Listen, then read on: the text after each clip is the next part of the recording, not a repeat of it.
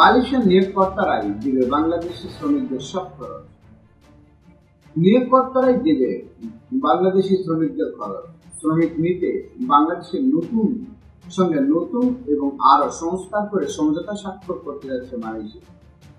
নেপালের পর বাংলাদেশ, ইন্দোনেশিয়া ও ভিয়েতনামের সঙ্গে একই ধরনের চুক্তি করতে যাচ্ছে মালয়েশিয়া। দেশটির মানব সম্পদ মন্ত্রী এম কুলাসেকারা বলেছেন, মালয়েশিয়া এরই মধ্যে প্রথম ধাপে গত 19 অক্টোবর নেপালের সঙ্গে একটি সমঝোতা স্বাক্ষর করেছে।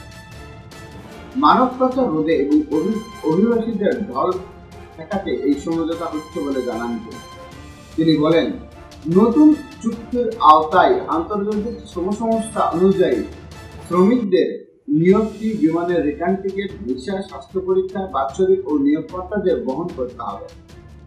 এম কুলাসেকারা বলেন, যে দেশগুলো আমাদের সঙ্গে চুক্তি প্রায় শেষ পর্যায়ে সেসব দেশ থেকে এই চুক্তি বাস্তবায়িত হবে।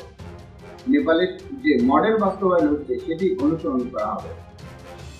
তিনি বলেন, আশা করি নেপালের মতো বাংলাদেশ, ভিয়েতনাম ও ইন্দোনেশিয়া একই ধরনের চুক্তি স্বাক্ষরিত হবে।